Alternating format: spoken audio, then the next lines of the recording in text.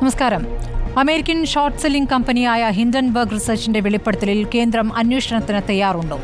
അദാനി ഗ്രൂപ്പുമായി ബന്ധപ്പെട്ട കമ്പനികളുടെ ഓഹരി ക്രമക്കേടിൽ സെബി ചെയർപേഴ്സൺ മാധബി പുരി ബുച്ചിന് നേരെ ഉയർന്ന ആരോപണങ്ങളിൽ കേന്ദ്രം മറുപടി പറയേണ്ടേ? അദാനി മെഗാ കുംഭകോണം എന്ന കോൺഗ്രസ് പറയുമ്പോൾ വ്യക്തിയാധിക്ഷേപമെന്ന സെബി ചെയർപേഴ്സന്റെ മറുപടി മതിയാകുമോ? അദാനിക്കെതിരെ നേരത്തെ ഉയർന്ന ആരോപണങ്ങളിൽ സെബി നൽകിയ ക്ലീൻചിറ്റും ഇപ്പോൾ സംശയനിഴലിലാണ്. JPC അന്വേഷിക്കണമെന്ന പ്രതിപക്ഷ ആവശ്യത്തിനു നേരെ കേന്ദ്രത്തിന് മുഖം തിരിക്കാനാകും.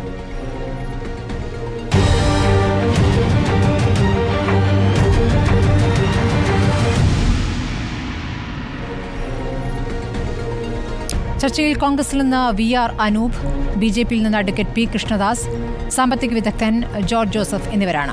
ആദ്യം ഞാൻ ശ്രീ ജോർജ് ജോസഫിലേക്ക് പോവുകയാണ്. ശ്രീ ജോർജ് ജോസഫ്, ഇപ്പോൾ ഹിൻഡൻബർഗ് റിപ്പോർട്ട് പല തവണയായി പുറത്തുവരുന്നു. നേരത്തെയും അദാനിക്കെതിരെ ഒരു റിപ്പോർട്ട് വന്നിരുന്നു. ഇപ്പോൾ ഈ റിപ്പോർട്ട് പ്രധാനമാകുന്നത് സെബി ചെയർപേഴ്സൺ കൂടി ഇതിൽ പ്രതിസ്ഥാനത്ത് വരുന്നു എന്നുള്ളത് കൊണ്ടാണ്. എന്താണ് ഈ ആരോപണം? എത്രത്തോളം ഗൗരവത്തിലുള്ളതാണ് ഈ ആരോപണം?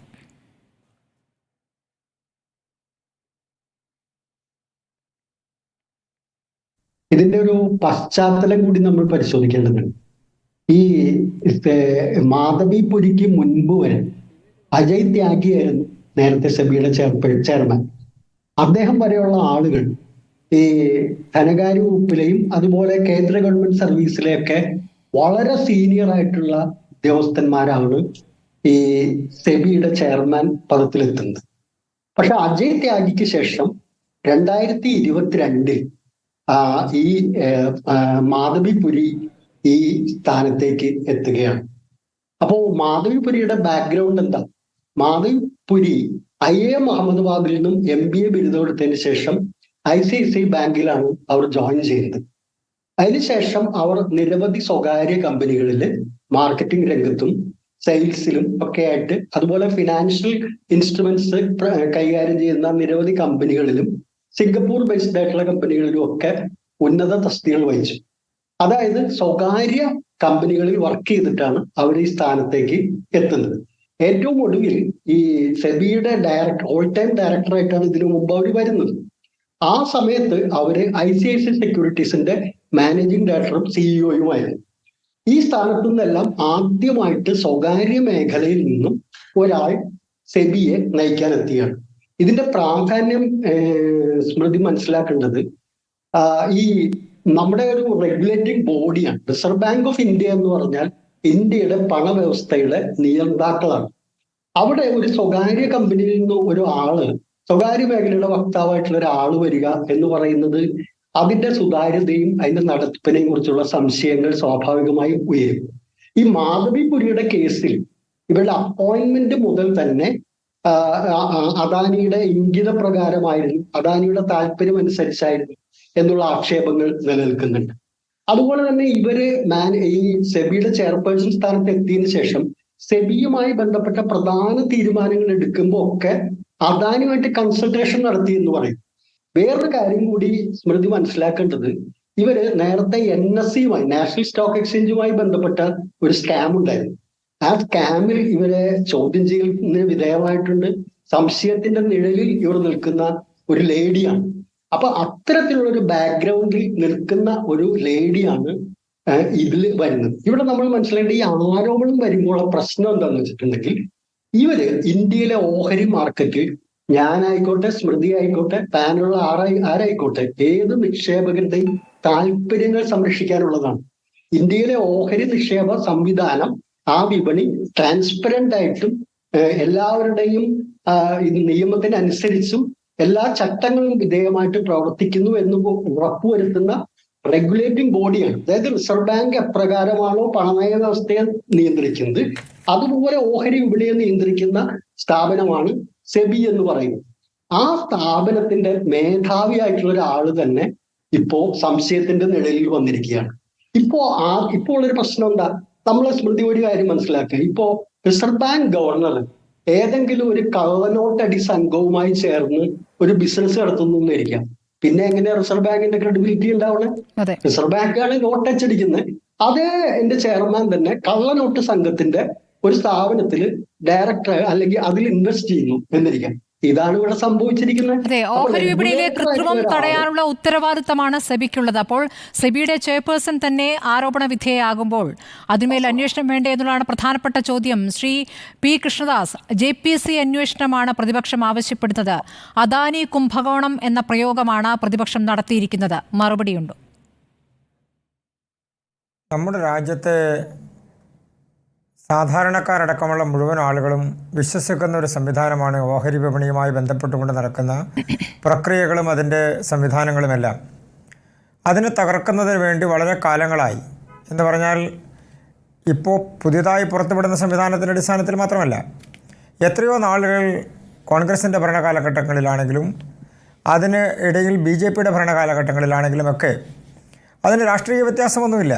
പലപ്പോഴും ഇന്ത്യയുടെ സാമ്പത്തിക ഇടപാടുകൾ നടക്കുന്ന ഓഹരി വിപണിയെ തകർക്കുന്നതിന് വേണ്ടിയിട്ടുള്ള നിരവധി ഇടപെടലുകൾ പല ഘട്ടങ്ങളിൽ പല തരത്തിൽ പല രൂപത്തിൽ നാം കണ്ടിട്ടുണ്ട്. ഇന്ത്യക്കകത്ത് നിന്ന് തന്നെ, നമ്മുടെ രാജ്യത്തിനകത്ത് നിന്ന് തന്നെ ഓഹരി വിപണിയിൽ ഇടപാടുകൾ നടത്തുന്ന ആളുകൾ അഴിമതി കാണിക്കുന്നു, അതല്ലെങ്കിൽ അതുമായി ബന്ധപ്പെട്ടുകൊണ്ടുള്ള കൃത്രിമങ്ങൾ നടക്കുന്നു. ആ തരത്തിൽ നിരവധി ആരോപണങ്ങൾ നേരത്തെയും ഉണ്ടായിട്ടുണ്ട്.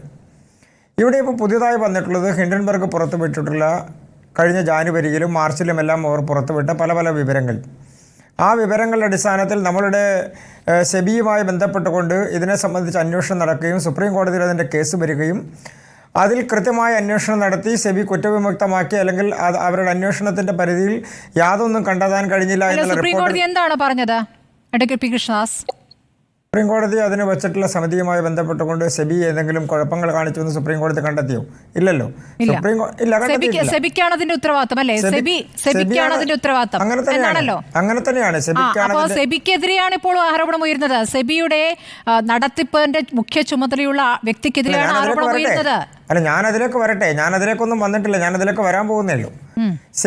സെബി അതിൻ്റെ അന്വേഷണം നടത്തി. സെബി നടത്തിയിട്ടുള്ള അന്വേഷണത്തിൽ യാതൊരു കുഴപ്പവും ബഹുമാനപ്പെട്ട സുപ്രീം കോടതിയും കണ്ടെത്തിയില്ല. അതിൻ്റെ പൂർണ്ണമായിട്ട് ഉത്തരവാദിത്വം അന്വേഷണമെല്ലാം സെബിയാണ് നടത്തേണ്ടത് സുപ്രീം കോടതി പറഞ്ഞു. അതിൻ്റെ അടിസ്ഥാനത്തിൽ ആ സംവിധാനങ്ങളെല്ലാം അന്വേഷിക്കുകയും അതിൽ യാതൊരു തരത്തിലുള്ള കൃത്രിമവും നടന്നിട്ടില്ല എന്നുള്ള റിപ്പോർട്ടുകൾ പുറത്തു വരികയും ചെയ്തു.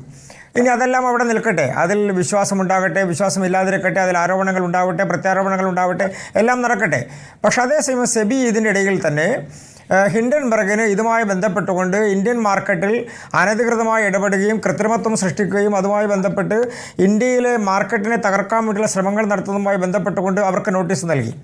ആ നോട്ടീസ് നൽകിയതിന് ശേഷം ഇപ്പോൾ അവർ ടാർഗറ്റ് ചെയ്യാൻ ഉദ്ദേശിക്കുന്നതും അവർ പുറത്തേക്ക് വിടുന്ന വിവരങ്ങളും നമ്മൾ മനസ്സിലാക്കുന്നത് സെബിയെ അറ്റാക്ക് ചെയ്തുകൊണ്ട് സെബിയുടെ വിശ്വാസ്യത ഇല്ലാതെയാക്കുക. നമ്മുടെ രാജ്യത്തെ പൊതുജനങ്ങൾ മുഴുവൻ വിശ്വസിക്കുന്ന, പൊതുജനങ്ങൾ മുഴുവൻ അവരുടെ ഓഹരി വിപണിയുമായി ബന്ധപ്പെട്ടുകൊണ്ട് നടക്കുന്ന സുതാര്യതയെക്കുറിച്ചുള്ള വിശ്വാസ്യത ഇല്ലാതെയാക്കുക. ഇന്ത്യൻ മാർക്കറ്റിൽ ഇപ്പോൾ ഉണ്ടായിക്കൊണ്ടിരിക്കുന്ന ഒരു മുന്നേറ്റത്തെ, പ്രത്യേകിച്ച് ലോക സാമ്പത്തിക ക്രമത്തിൽ ഇന്ത്യ മുന്നോട്ട് വരുന്ന, ഇന്ത്യക്കുണ്ടായിക്കൊണ്ടിരുന്ന വ്യാവസായിക വളർച്ച, ഇന്ത്യക്കുണ്ടാകുന്ന സാമ്പത്തിക സ്ഥിരത. ഇത് എളുപ്പത്തിലുള്ള മറുപടിയാണ്. അതായത് സർക്കാരുമായി ബന്ധപ്പെട്ട, സർക്കാർ മന്ത്രിമാരുമായി ബന്ധപ്പെട്ട ആരോപണങ്ങൾ വരുമ്പോൾ അത് രാജ്യത്തിനെതിരായ രാജ്യദ്രോഹം നിറഞ്ഞ ആരോപണമാണെന്ന് പറയുക. ഇപ്പോൾ മന്ത്രിമാർക്ക് പ്രിയപ്പെട്ട ആൾക്കെതിരെ വരുന്ന ആരോപണവും ആ നിലയ്ക്ക് വ്യാഖ്യാനിക്കുക.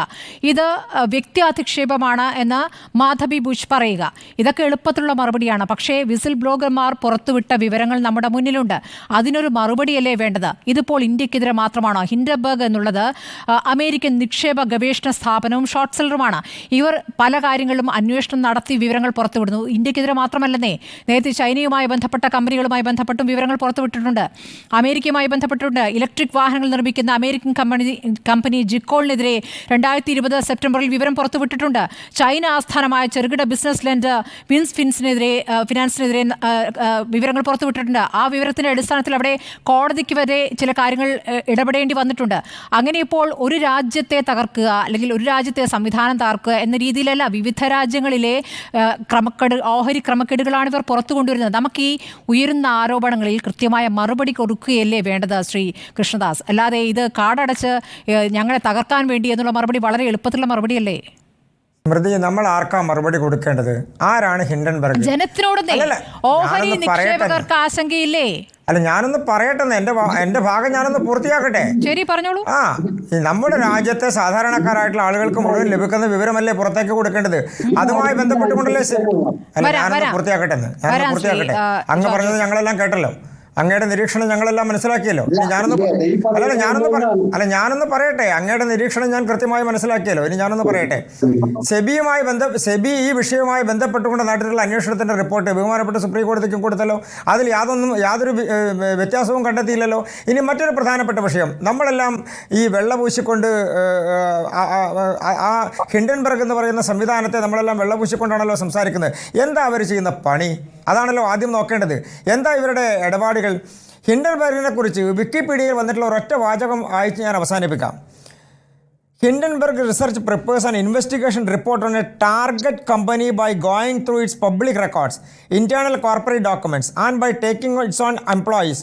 The report is then circulated to the Hindenburg Limited partners, who together with Hindenburg take a short position in the target company before publicly releasing the report. Hindenburg takes profits if the target company share price declines. എന്താ ഇവർ ചെയ്യുന്നത്? Share മാർക്കറ്റിൽ നടത്തുന്ന ഇടപെടലുകളിലൂടെ അവരുടെ target കമ്പനിക്ക് അതിൻ്റെ ലാഭമുണ്ടാക്കാൻ വേണ്ടിയിട്ടുള്ള, നമ്മുടെ നാട്ടിലെ സാധാരണക്കാരൻ്റെ ഭാഷയിൽ പറഞ്ഞാൽ ഇതിൽ ഈ ഏറ്റുകച്ചവടക്കാർ നടത്തുന്ന ഒരു പരിപാടി ഉണ്ടല്ലോ. അതായത് ഒരു കമ്പനി തകരുമ്പോൾ അതിൻ്റെ ഷെയർ ഡിക്ലൈൻ ചെയ്യുമ്പോൾ അതിൽ നിന്ന് കിട്ടുന്ന ലാഭം മറ്റൊരു കമ്പനിക്ക് കിട്ടട്ടെ എന്ന് പറയുന്ന ഒരു കച്ചവടത്തിനിടയിൽ നടക്കുന്ന ഒരു കമ്മീഷൻ ഇടപാടുണ്ടല്ലോ. ആ ഇടപാട് നടത്തുന്ന കമ്പനി ഒരു പ്രൈവറ്റ് സ്ഥാപനം പുറത്തുവിടുന്ന റിപ്പോർട്ടിൻ്റെ അടിസ്ഥാനത്തിൽ നമ്മുടെ രാജ്യത്തെ കോടിക്കണക്കിന് ആളുകൾ വിശ്വസിക്കുന്ന ഒരു റിപ്പോർട്ടിനെ സംബന്ധിച്ച്, അന്വേഷണ സംവിധാനത്തെ സംബന്ധിച്ച്, ഷെയർ മാർക്കറ്റ് സംവിധാനത്തെ സംബന്ധിച്ച് നമ്മൾ ആരെ സപ്പോർട്ട് ചെയ്തുകൊണ്ടാണ് സംസാരിക്കുന്നത്? അമേരിക്കയിൽ ഇരുന്നു കൊണ്ട് നമ്മുടെ രാജ്യത്തിൻ്റെ റിപ്പോർട്ട് തയ്യാറാക്കുന്ന ഒരു പ്രൈവറ്റ് സ്ഥാപനം അത് വിറ്റ് കാശുണ്ടാക്കിയാണ്. അവരേതെങ്കിലും തരത്തിൽ ഈ രാജ്യത്തെ സ്മൃതി സൂചിപ്പിച്ചതുപോലെ അമേരിക്കയാണെങ്കിലും ചൈനയാണെങ്കിലും ഏത് സംവിധാനമാണെങ്കിലും ആ രാജ്യത്തെ ഏറ്റവും മുതിർന്ന അല്ലെങ്കിൽ ഏറ്റവും സമ്പന്നമായിട്ടുള്ള കമ്പനികളുമായി ബന്ധപ്പെട്ടുകൊണ്ട്, തൊഴിലെടുക്കുന്ന ആളുകളുമായി ബന്ധപ്പെട്ടുകൊണ്ട് നിലനിൽക്കുന്ന കമ്പനികളുടെ ടാർഗറ്റ് ചെയ്തുകൊണ്ട് അവരുടെ ഷെയർ എപ്പോഴാണോ ഇടിയുന്നത്, ആ ഇടിയുമ്പോൾ തങ്ങളുടെ ടാർഗറ്റഡ് കമ്പനി ഏതാണ്? ആ കമ്പനികൾ ചെയ്യുന്നത്, ആ ടാർഗറ്റഡ് കമ്പനിക്ക് ഞാനത് പൂർത്തിയാകട്ടെ, ആദ്യം കിട്ടുന്ന അവരാരെയാണോ ടാർഗറ്റ് ചെയ്യുന്നത് ആ കമ്പനിയിലെ ഷോർട്ട് ഷെയറുകൾ വാങ്ങുന്നു. ആ ഷെയറുകളുടെ അടിസ്ഥാനത്തിൽ എവിടെയാണോ ഷെയർ ഡിക്ലൈൻ ചെയ്യുന്നത് ആ ഷെയർ ഡിക്ലൈൻ ചെയ്യുന്ന സംവിധാനത്തിലേക്ക് തങ്ങളുടെ പ്രോഫിറ്റ് ഉയർത്താൻ കഴിയുമോ എന്നുള്ള ഒരു ഏറ്റുകച്ചവടം നടത്തുന്ന സ്ഥാപനം മാത്രമാണ് ഈ ഹിൻഡൻബർഗ് എന്ന് പറയുന്നത്. അങ്ങനെയാണെങ്കിൽ JPC അന്വേഷണത്തിന് എന്തിനു ഭയക്കണം? നമുക്കിവിടെ ഒരു JPC അന്വേഷണമാകാമല്ലോ. ആര് ഭയക്കുന്നു? എന്താണ് നടത്താത്തത്? എന്താണ് ഇതുവരെ മൂളാത്തത്? എന്താണ് മിണ്ടാത്തത്? നിങ്ങൾ എന്താ വിചാരിച്ചത്? JPC അന്വേഷണമാകണം വേണമെന്ന് പ്രതിപക്ഷം ആവശ്യപ്പെടുമ്പോൾ എന്താണ് മറുപടി വൈകുന്നത്? എവിടെ മറുപടി വൈകി? അതിനുള്ള സമയം വലുതായിട്ടുണ്ടോ? ഇന്നലെ പുറത്തു വന്നൊരു റിപ്പോർട്ടിന് ഇന്നലെ പുറത്തു വന്ന റിപ്പോർട്ടിന്മേൽ പ്രതിപക്ഷത്തിന്റെ പ്രതികരണം, പ്രതിപക്ഷ നേതാക്കളുടെ മുഴുവൻ പ്രതികരണം വന്നു കഴിഞ്ഞിരിക്കുന്നു. പ്രതിപക്ഷത്തിന് അങ്ങനെ പല അജണ്ട ഉണ്ടാവുമെന്ന് പ്രതിപക്ഷത്തിന്റെ ആശങ്ക മുഖവിലേക്ക് എടുക്കേണ്ടി വരും. പഴയതുപോലെയല്ല, എപ്പോഴത്തെയും പോലെ തന്നെയാണ്. പ്രതിപക്ഷത്തിൻ്റെ ആശങ്കകൾ ഇപ്പോൾ മാത്രമല്ല എപ്പോഴും മുഖവിലേക്ക് എടുക്കുന്നുണ്ട്. പ്രതിപക്ഷത്തിൻ്റെ ആശങ്കകൾ മാത്രമല്ല ഈ രാജ്യത്തെ എല്ലാ പാർട്ടികളുടെയും, എല്ലാ സംവിധാനങ്ങളുടെയും, എല്ലാ ജനാധിപത്യ സംവിധാനങ്ങളുടെയും, കോടതികളടക്കമുള്ള നമ്മുടെ ജനാധിപത്യ സംവിധാനത്തിലെ സാധാരണക്കാർ വിശ്വസിക്കുന്ന എല്ലാ സംവിധാനങ്ങളുടെയും, അത് പ്രതിപക്ഷമാണെങ്കിൽ പ്രതിപക്ഷം, എല്ലാ സംവിധാനങ്ങളുടെയും വിശ്വാസത്തിലെടുത്തുകൊണ്ടല്ലേ സർക്കാർ മുന്നോട്ട് പോകുന്നത്. അതിനൊരു അന്വേഷണത്തിന് മടിയില്ല എന്ന സൂചനയാണോ താങ്കൾ നൽകുന്നത്? അത് തീരുമാനിക്കേണ്ടത് നമ്മളല്ലല്ലോ, അത് തീരുമാനിക്കേണ്ടത് സർക്കാരല്ലേ. അത് പാർലമെന്റുമായി ബന്ധപ്പെട്ട് താങ്കൾക്കും അറിയാമായിരിക്കുമല്ലോ, അതാണ് ഞാൻ ചോദിച്ചത്. അല്ല, സർക്കാരിന്റെ നിലപാട് തീരുമാനിക്കേണ്ടത് സർക്കാരാണ്. അതുമായി ബന്ധപ്പെട്ടുകൊണ്ട് പാർലമെന്റിനകത്തും പുറത്തും നടക്കുന്ന ചർച്ചകളോ അല്ലെങ്കിൽ അതുമായി ബന്ധപ്പെട്ടുകൊണ്ടുണ്ടാകുന്ന കാര്യങ്ങളിൽ ഉണ്ടാകുന്ന നടപടിക്രമങ്ങളുടെ ഭാഗമായി. ഒന്നാമത്തെ കാര്യം, അഡ്വക്കേറ്റ് പി കൃഷ്ണദാസ്, അദാനിയുമായി ബന്ധപ്പെട്ട് നേരത്തെ മോദിയുമായി അദാനിയുടെ ബന്ധം, അദാനിക്ക് കിട്ടുന്ന കരാറുകൾ, അദാനി എങ്ങനെ രാജ്യത്തെ മുഴുവൻ വാങ്ങിയിരിക്കുന്നു എന്ന മട്ടിലുള്ള പ്രതികരണങ്ങൾ പ്രതിപക്ഷത്തിന്റെ ഭാഗത്ത് തുടർച്ചയായി വരുന്നുണ്ട്. അതുമായി ചേർത്ത് വെച്ച് വേണം പുതിയ ആരോപണങ്ങളെ വായിക്കാൻ. അവിടെയാണ് പല ബന്ധങ്ങളും പല കണക്ഷൻസും പല പേരുകളും ഉയർന്നു വരുന്നത്. അതിൽ വ്യക്തമായ മറുപടിയാണ് വേണ്ടത് പി കൃഷ്ണദാസ്. അല്ലാതെ മറുചോദ്യം കൊണ്ട് അതൊരു രാജ്യാന്തര ഗൂഢാലോചന എന്ന മട്ടിൽ പറയുമ്പോൾ അബ് കി ബാർ ട്രംപ് സർക്കാർ എന്ന് പറയാൻ അവിടേക്ക് മോദിക്ക് പോകാൻ പറ്റിയല്ലോ അല്ലേ? അപ്പോൾ അമേരിക്ക സ്വന്തമാണല്ലോ. അപ്പോഴെങ്ങനെയാണ് അത് അങ്ങനെയാവുന്നത്? അപ്പോഴെങ്ങനെയാണ് അത് രാജ്യാന്തര ഗൂഢാലോചനയാകുന്നത്? ചില വിഷയങ്ങൾ നിങ്ങൾക്ക് അമേരിക്ക സ്വന്തമാണല്ലോ. അമേരിക്കയിലെ ഒരു അന്വേഷണ സ്ഥാപനത്തിൽ നിന്ന് പുറത്തു വന്ന വിവരങ്ങളിൽ കൃത്യമായ മറുപടി നൽകാൻ കഴിയണ്ടേ? ഇവിടുത്തെ ജനങ്ങളോട് ബാധ്യതയുണ്ടെങ്കിൽ, ഇവിടെ ഓഹരി നിക്ഷേപകരോട് ബാധ്യതയുണ്ടെങ്കിൽ ഇതിനൊരു വ്യക്തത വരുത്തുകയാണ് വേണ്ടത്. ശ്രീകൃഷ്ണദാസ്, ഞാൻ താങ്കളിലേക്ക് ഞാൻ ഒരൊറ്റ വാചകം പറഞ്ഞ് പൂർത്തിയാക്കട്ടെ. അങ്ങ് സ്റ്റേറ്റ്മെന്റ് നടത്തി പോയാൽ അതിന് ബുദ്ധിമുട്ടുണ്ട്.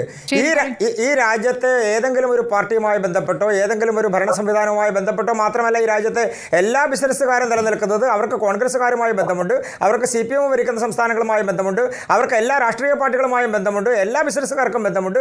എല്ലാ ബിസിനസ് സംവിധാനങ്ങളെ സംബന്ധിച്ചും കോൺഗ്രസിന്റെ സംസ്ഥാന സർക്കാരുകൾ ഭരിക്കുന്ന സ്ഥലങ്ങളിൽ അദാനിക്ക് നിക്ഷേപമില്ലേ? അദാനിക്ക് നിക്ഷേപം വേണ്ട എന്നിവിടെ ആരും പറഞ്ഞിട്ടില്ല. അദാനിയിലേക്ക് മാത്രം കുറിച്ച് മാത്രമാണ് പറയുന്നത്.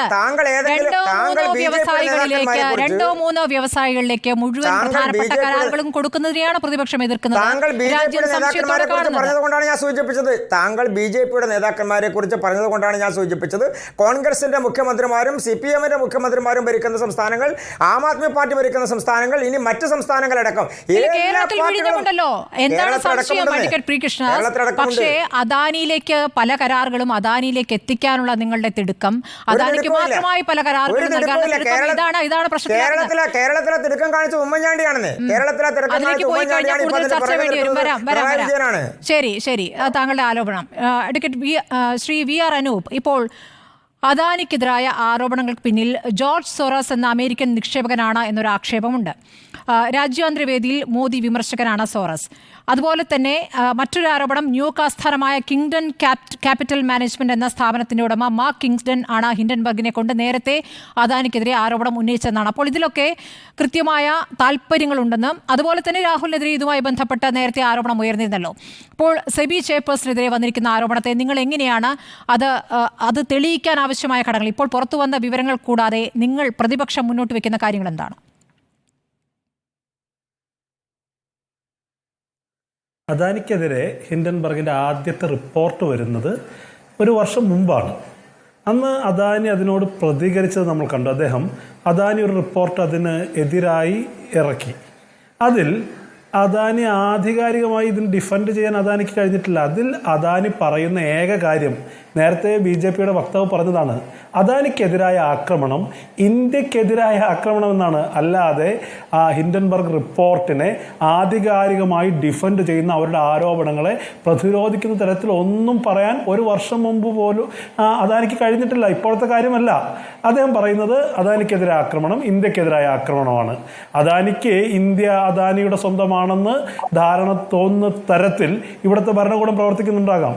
അദാനി ഇന്ത്യയുടേതാണ് അല്ലെങ്കിൽ ഇന്ത്യ അദാനിയുടേതാണ് എന്ന് നമ്മൾ വിശ്വസിക്കുന്നില്ല. പക്ഷേ അദാനിയും മോദിയും ഒന്നാണ് എന്ന് രാഹുൽ ഗാന്ധി പറഞ്ഞിട്ടുണ്ട്. മോദിയുടെ രാഷ്ട്രീയ വളർച്ച തന്നെ അദാനിയുമായി ബന്ധപ്പെട്ടുകൊണ്ടല്ലേ? ഗുജറാത്തിൽ അദ്ദേഹം മുഖ്യമന്ത്രിയായിരുന്നപ്പോൾ ആദ്യം അവിടെ സീപോർട്ടുമായി ബന്ധപ്പെട്ട് ഭൂമി കിടക്കുന്നു. അതിനുശേഷം ഈ ഫോറസ്റ്റ് ഭൂമി അദാനിക്ക് കൊടുത്ത് നമ്മൾ കണ്ടു. ഏറ്റവും അവസാനം 7ഓളം എയർപോർട്ടുകൾ സ്വകാര്യവൽക്കരിക്കുമ്പോൾ അവിടെയും അദാനി തന്നെയാണ്. ചുരുക്കി പറഞ്ഞാൽ മോദിയുടെ അധികാരത്തിൽ കരയിലും കടലിലും ആകാശത്തും ഒരുപോലെ അഴിമതി ചെയ്യാൻ അദാനിക്ക് അവസരം കിട്ടിയെന്നുള്ളതാണ് യാഥാർത്ഥ്യം.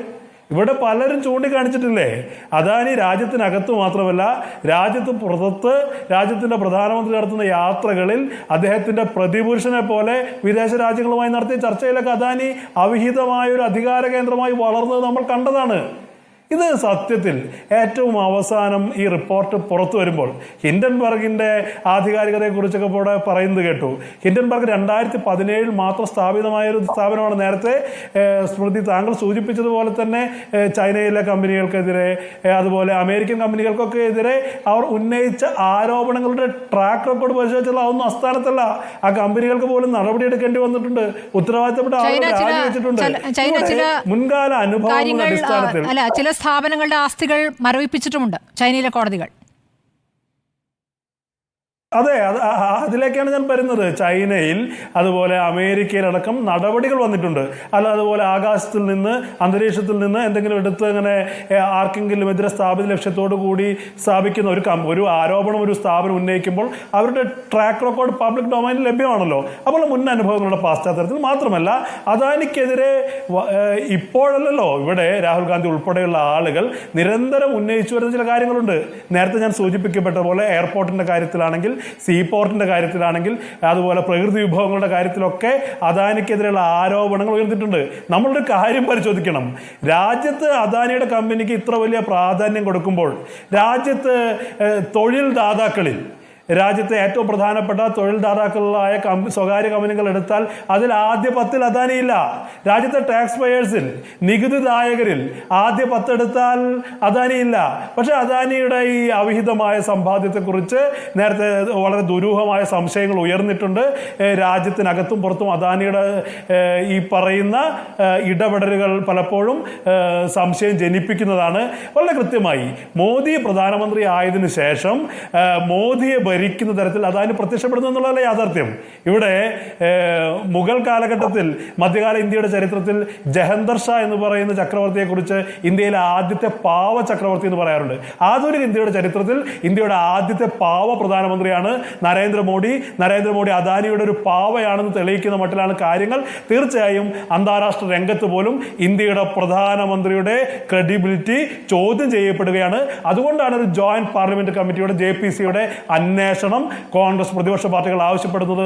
അതിനാസ്പദമായ സാഹചര്യം രാജ്യത്ത് നിലവിലുണ്ടെന്നുള്ളതാണ് യാഥാർത്ഥ്യം. ശ്രീ ജോർജ് ജോസഫ്, ഇതിപ്പോൾ അദാനിയുമായി ബന്ധപ്പെട്ട ചോദ്യങ്ങൾ വരുമ്പോൾ BJPയുടെ പൊതുവിലുള്ള മറുപടി, അദാനിയുടെ പദ്ധതികൾ കോൺഗ്രസ് ഭരിക്കുന്ന സംസ്ഥാനങ്ങളിലുണ്ടല്ലോ, അദാനിയുടെ പദ്ധതി ഇടതുപക്ഷം ഭരിക്കുന്ന സർക്കാരിലുണ്ടല്ലോ, അപ്പോൾ അതൊരു മറുപടിയായി വരുന്നു. അപ്പുറത്ത് മാധവി ബുഷ് മറുപടി പറയുന്നത് വ്യക്തിയാധിക്ഷേപമാണ് ഈ ആരോപണം എന്നുള്ളതാണ്. ഈ ആരോപണത്തിൽ ഒരു കഴമ്പുമില്ല എന്ന് പറയുന്നു. അല്ലാതെ ഓരോ ആരോപണം എടുത്ത് മറുപടി പറയുന്ന ഒരു സ്ഥിതിയില്ല. അദാനി ആകട്ടെ പറയുന്നത് സുപ്രീം കോടതി ക്ലീൻ ചിറ്റ് നൽകി കഴിഞ്ഞിരിക്കുന്ന കേസാണ്. നേരത്തെ സുപ്രീം കോടതി ഈ വിഷയത്തിൽ സെബിയെ ചുമതലപ്പെടുത്തി. സെബിയുടെ സ്ഥിതിയാണ് ഇപ്പോൾ പുറത്തു വന്നിരിക്കുന്നത്. അപ്പോൾ സുപ്രീം കോടതി ക്ലീൻ ചിറ്റ് നൽകിയിരിക്കുന്ന ആരോപണം എന്നുള്ളതാണ് അദാനിയുടെ മറുപടി. അല്ല, അതിന് മുമ്പ് 1-2 പോയിന്റുകൾ ഇവിടെ പ്രത്യേകം പറയേണ്ട കാര്യമുണ്ട്.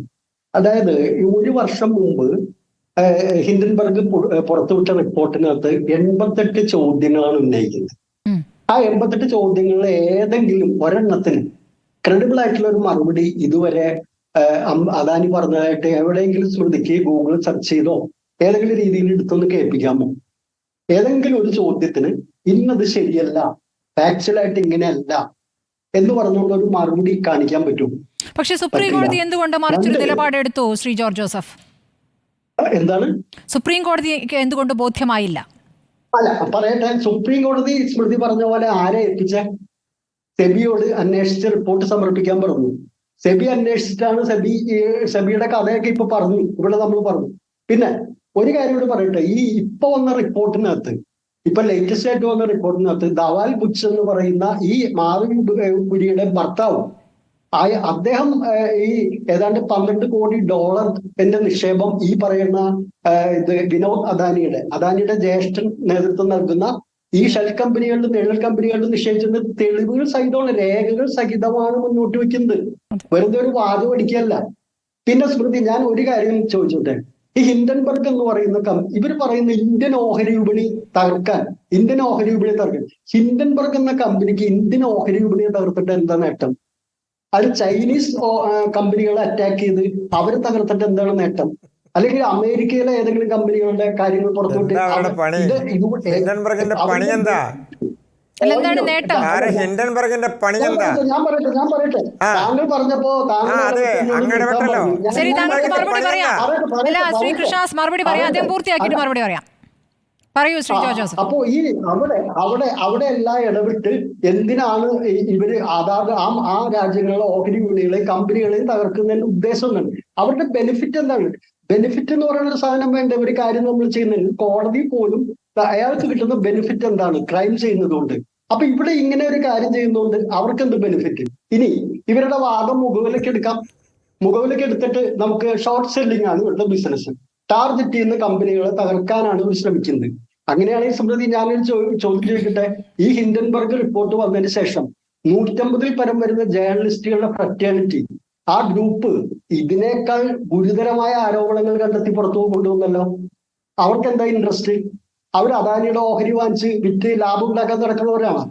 അവരുടെ ഇൻട്രസ്റ്റ് എന്തായിരുന്നു? ഇതൊക്കെ രാജ്യത്തിന്റെ മുമ്പിലുണ്ട്. പിന്നെ സുപ്രീം കോടതി എന്തോ ഒരു ക്ലീൻ ചിറ്റ് നൽകി എന്നാണ് ഇവർ പറയുന്നത്. സുപ്രീം കോടതി ഒരു ക്ലീൻ ചിറ്റ് നൽകിയിട്ടില്ല. ഈ സംഭവം അവിടെ അവസാനിച്ചിട്ടുമില്ല. ഇപ്പൊ ഈ കാര്യം വീണ്ടും സുപ്രീം കോടതിയിലേക്ക് വരാൻ പോവുകയാണ്. അപ്പോ ഇത് ഇത്തരത്തിൽ ഈ പറഞ്ഞ പോലെ ഈ ഷെൽ കമ്പനികളിൽ ഇവരെന്തുകൊണ്ട് അതിന് സംശയാസ്പദമായ കാര്യം എന്താ? വളരെ സംശയാസ്പദമായ കാര്യം എന്ന് വെച്ചാൽ സിംഗപ്പൂർ ബേസ്ഡ് ആയിട്ട് മാധവിപുരി നിരവധി ഇൻവെസ്റ്റ്മെന്റ് സ്ഥാപനങ്ങളുടെ മേധാവിയായിട്ട് മാർക്കറ്റിംഗിലും പല സ്ഥലത്തും പ്രവർത്തിച്ചിട്ടുണ്ട്. അതേ സിംഗപ്പൂർ ബേസ്ഡ് ആയിട്ടുള്ള ഷെൽ കമ്പനിയിലാണ് നിക്ഷേപവും നടത്തിയിരിക്കുന്നതെന്നാണ് അവർ പറഞ്ഞിരിക്കുന്നത്. അത് കൃത്യമായ എവിഡൻസിന്റെ അടിസ്ഥാനത്തിൽ തന്നെയാണ് അവർ മുന്നോട്ട് വയ്ക്കുന്നത്. അല്ലാണ്ട് ഇപ്പൊ അങ്ങനെയാണെങ്കിൽ ഞാൻ ചോദിക്കട്ടെ, വേറെ എത്രയോ കമ്പനികൾ ഇന്ത്യയിലുണ്ട്. പിന്നെ ജോർജ് സോറോസിന്റെ മോഡിനെ എതിർക്കുന്ന ആളാണ്. അതുകൊണ്ടാണ് ഇത്തരം ബാലിശമായ വാദങ്ങൾ, അതായത് അദാനിക്കെതിരെ എന്തെങ്കിലും വന്നിട്ടുണ്ടെങ്കിൽ ഇന്ത്യക്കെതിരെയാണ്, നമ്മുടെ രാജ്യത്തിനെ ആക്രമിക്കുന്നത്. പിന്നെ ഒരു പ്രധാനപ്പെട്ട ഒരു ചോദ്യം എന്ന് വെച്ചാൽ, അദാനി എന്ന് പറയുന്ന ഗ്രൂപ്പിനെ ഒരു കള്ളക്കളി പുറത്തു വരുന്നു. അവരുടെ എന്തെങ്കിലും ഒരു നിക്ഷേപത്തിൽ തട്ടിപ്പ് നടത്തി ഷെൽ കമ്പനി ഉണ്ടാക്കി അവര് ഓഹരി ഇവിടെ മാനിപ്പുലേറ്റ് ചെയ്യുന്നു. ആ മാനിപ്പുലേറ്റഡ് ഓഹരിയുടെ മൂല്യത്തിന്റെ ബേസിൽ അവർ അനധികൃതമായി ലോൺ സമ്പാദിക്കുന്നു. ഇത്തരം തെറ്റുകൾ ചെയ്യുമ്പോൾ ഈ BJP എന്ന രാഷ്ട്രീയ പാർട്ടിയുമായിട്ട് അതിനെന്താ ബന്ധം? BJPയുടെ രാഷ്ട്രീയ പാർട്ടിക്കകത്ത് BJPയുടെ ഉന്നതതല അധികാര സമിതിയിലോ ദേശീയ എക്സിക്യൂട്ടീവിലെ അംഗോ അതിന്റെ വൈസ് പ്രസിഡന്റോ ജനറൽ സെക്രട്ടറിയോ അങ്ങനെ എന്തെങ്കിലും സ്ഥാനത്താണ് അദാനി ഇരിക്കുന്നത്. അപ്പൊ എന്തിനാണ് അദാനിക്ക് വേണ്ടി ഇത്ര വല്ലാതെ ബലം പിടിച്ച് വല്ലാതെ അങ്ങോട്ട് അർമാദിച്ച് വാദിക്കണം? എന്തിനാ? അദാനി തെറ്റ് ചെയ്തിട്ടുണ്ടെങ്കിൽ അദാനി ശിക്ഷിക്കപ്പെടണം എന്ന് പറയാനുള്ള ഒരു ആർജവും പോലും ഇല്ലാതെ പോകുന്നത് എന്താ? അപ്പൊ മാധവിപുരി ഇത് തന്നെ പലപ്പോഴും നേരത്തെ ICICI ബാങ്കിന്റെ ചീഫ് എക്സിക്യൂട്ടീവ് ആയിരുന്ന ചന്ദ കൊച്ചാറിന് എതിരെ ആരോപണം വന്നപ്പോഴും ചന്ദ കൊച്ചാർ പറഞ്ഞത് ഇത് തന്നെയാണ്, ഞങ്ങളെ തകർക്കാൻ വ്യക്തിഹത്യയാണ്, ഒരു സംഭവമില്ല. അങ്ങനെ അവസാനം എന്തായി? അവർ അറസ്റ്റ് ചെയ്ത് കൊണ്ടുപോകുന്ന സ്ഥിതിയിലേക്ക് വന്നില്ലേ? അപ്പൊ ആ തരത്തിൽ ഇവിടെ ഒരു രക്ഷപ്പെടുന്നതിന് വേണ്ടി മാധവിപുരിയെ പോലുള്ള ഒരാൾ തീർച്ചയായിട്ടും ഒന്നെന്താ വെച്ചാൽ, ഞാൻ ആദ്യമേ പറഞ്ഞു, സ്വകാര്യ മേഖലയിൽ നിന്ന് വരുന്നൊരാൾ ഇപ്പോ കേന്ദ്ര സർക്കാരിലെ ഉന്നത പോസ്റ്റുകൾ, ജോയിന്റ് സെക്രട്ടറി പദങ്ങൾ വരെ പല സ്വകാര്യ കമ്പനികളിലും എക്സിക്യൂട്ടീവ് ആയിരുന്ന ആളുകളെ കോൺട്രാക്ട് അടിസ്ഥാനത്തിൽ അവിടെ നിയമിച്ചിട്ടുണ്ട്. അപ്പൊ ഇത്തരം സ്ഥാപനങ്ങളിലെല്ലാം റെഗുലേറ്ററാണ്. 10,000-കണക്കിന് കോടിക്കണക്കിന് നിക്ഷേപകർ ഇൻവെസ്റ്റ് ചെയ്യുന്ന സ്ഥാപനത്തിന്റെ ഒരു വിപണിയുടെ റെഗുലേറ്ററാണ്. ആ റെഗുലേറ്റർ സംശയത്തിന്റെ നിഴലിൽ നിൽക്കുകയാണ്. ആ സംശയത്തിന്റെ നിഴലിൽ നിൽക്കുമ്പോൾ അവര് പറയാ, എന്നെ വ്യക്തിഹത്യയാണ്, എന്നെ തേജോധനം ചെയ്യാൻ ശ്രമിക്കുകയാണ്. ഇതൊക്കെ വെറും ബാലിശമായ വാദങ്ങൾ മാത്രമാണ്.